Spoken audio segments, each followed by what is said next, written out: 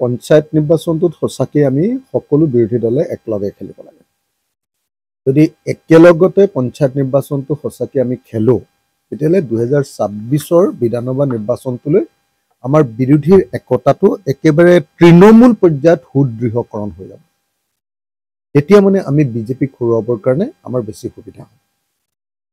সেইকাৰণে মই বাৰম্বাৰ কৈ আছোঁ যে আমাৰ অসম সন্মিলিত মঞ্চৰ যিমানবিলাক ৰাজনৈতিক দল আছোঁ, আমি 15টা দল আৰু লগত কংগ্ৰেছ, এই আটাই 16টা দলে আমি পঞ্চায়ত ইলেকশ্যনটো সঁচাকৈ একেলগে খেলিব লাগে। কিন্তু কংগ্ৰেছে ভাবি আছে যে নহয়, পঞ্চায়ত নিৰ্বাচনৰ সময়ত আমি আমাৰ দলৰ মানে কংগ্ৰেছ দলৰ তেওঁলোকৰ শক্তিটো মানে বৃদ্ধি কৰিব, গ্ৰাছৰুটলৈ তেওঁলোকৰ দলটো লৈ যাব। আৰু এইটোকে আমি দেখি আছোঁ যে প্ৰত্যেকবাৰে উপ নিৰ্বাচন 2টা গ'ল অসমৰ, 2বাৰে তেওঁলোকে নিজৰ সংগঠন বৃদ্ধি কৰিবৰ কাৰণে বেলেগকৈ খেলি দিলে। MP ইলেকশ্যনতো আন কাকো চিট এৰি দিবলৈ মন নকৰিলে, অকল এটা চিট এৰি দিলে, আৰু ফলস্বৰূপে লেফ্ট পাৰ্টিবিলাকে চব বেয়া পাই গ'ল।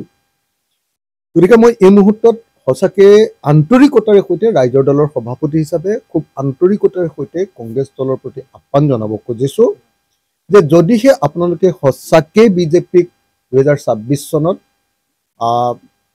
সম্পূৰ্ণৰূপে হৰুৱাব খোজে, অসমৰ পৰা বিজেপিক বিদায় দিব খোজে আৰু অসমত গণতান্ত্ৰিক ব্যৱস্থা এটা ধৰ্মনিৰপেক্ষ চৰকাৰ এখন আনিব খোজে, তেতিয়াহ'লে আমি সকলোৱে মিলি এইবাৰ পঞ্চায়ত নিৰ্বাচনত একেলগে নিৰ্বাচনটো খেলিব লাগে। কংগ্ৰেছে তাৰমানে এইবাৰতো পঞ্চায়ত ইলেকশ্যন হ'বই খুজিছিলে, কিন্তু তেওঁলোকে মানে ক'লে যে নাই, এইবাৰ নিজৰ শক্তিবিলাক পৰীক্ষা কৰা হয়।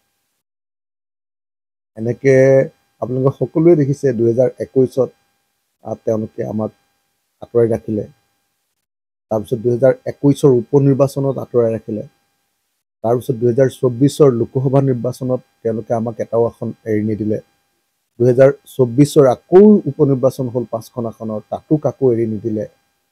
তাৰ ফলাফল সদায় 0 হৈছে।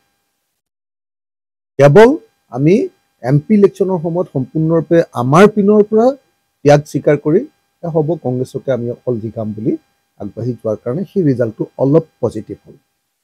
সেইকাৰণে কংগ্ৰেছ দলে যদি কথাটো বুজি নাপায়, যদি কংগ্ৰেছে ভাবে যে বিজেপিক হৰুৱাটো অকল আমাৰ ৰাইজৰ দলৰহে দায়িত্ব, আমিহে অকল ছেক্ৰিফাইচ কৰিব লাগিব, কংগ্ৰেছ দলৰ দায়িত্বটো হ'ল তেওঁলোকৰ সংগঠন বৃদ্ধি কৰাটো, তেতিয়াহ'লে আমি কোনোদিন বিজেপিক অসমৰ পৰা খেদিব নোৱাৰিম। সেইকাৰণে মই বিনম্ৰভাৱে অনুৰোধ জনাই আহিছোঁ, আহ্বান জনাই আহিছোঁ যে কংগ্ৰেছে তেওঁলোকৰ মানে কথাটো দিগদাৰ কি, কংগ্ৰেছৰ এজন লিডাৰৰ লগত কথা পাতিলে আনজন লিডাৰে বেয়া পায়, এজন লিডাৰে হয় বুলি ক'লে আনজনে নহয় বুলি কৈ দিয়ে। গতিকে যেতিয়া ৰাহুল গান্ধী ডাঙৰীয়াৰ লগত কথা পাতোঁ, প্ৰত্যেকবাৰে কৈছে যে নাই আপোনালোক একেলগে থাকক কেনেকৈ কয়। তাৰপিছত আকৌ ইলেকশ্যনৰ সময়ত লাহেকৈ কংগ্ৰেছে বেলেগ এটা স্থিতি লয়। মই আশা কৰিম যে কংগ্ৰেছ দলে এইবাৰ সঁচা এটা সঠিক সিদ্ধান্ত গ্ৰহণ কৰিব পাৰিব। মই বাৰম্বাৰ এটাই কথা কৈ আছোঁ, কোনোবাই বুজি পাইছেনে নাই মই নাজানো, যে 2025 চনৰ পঞ্চায়ত নিৰ্বাচনটো যদি আমি বিৰোধী দলবিলাকে একেলগে খেলোঁ, 2026 চনত আমি বিজেপিক তেতিয়া একেলগে হৰুৱাব পাৰিমেই। কিন্তু যদি প্ৰত্যেকটো ইলেকশ্যন 5টা ইলেকশ্যন বেলেগে বেলেগে খেলি 26 ইলেকশ্যনৰ সময়ত যদি আকৌ একলগ হ'বৰ কাৰণে ৰৈ থাকোঁ, আৰু একদম শেষত মানে একেবাৰে আপোনালোকে দেখিছে যে কংগ্ৰেছে চিটটো যদি এৰিও দিয়ে, লাষ্টত গৈ একেবাৰে ইলেকশ্যনৰ আগদিনা এৰি দিয়ে, নমিনেশ্যন দিবলগীয়া দিনাহে এৰি দিয়েগৈ, তেতিয়াহ'লে ক'ত মানুহ জিকিব, ভালকৈ প্ৰিপেৰেশ্যনেই কৰিব নোৱাৰে। গতিকে মই আশা কৰোঁ যে কংগ্ৰেছে বাস্তৱ পৰিস্থিতিটো বুজি পাব, আমি ফেচিবাদী বিজেপিক হৰুৱাবই লাগিব, হিমন্ত বিশ্ব শৰ্মাৰ হাতৰ পৰা অসমখন ৰক্ষা কৰিবই লাগিব। হিমন্ত বিশ্ব শৰ্মা থাকিলে অসমীয়া মানুহ কেতিয়াও শান্তিৰে জীয়াই থাকিব নোৱাৰে। আপুনি বিচৰা বাতৰি পাব কেৱল নিউজ 18 এপত। নিউজ 18 এপ ডাউনলোড কৰিবলৈ স্কেন কৰক এই QR কোড। গুগল প্লে ষ্টৰতো পাব এই নিউজ 18 এপ।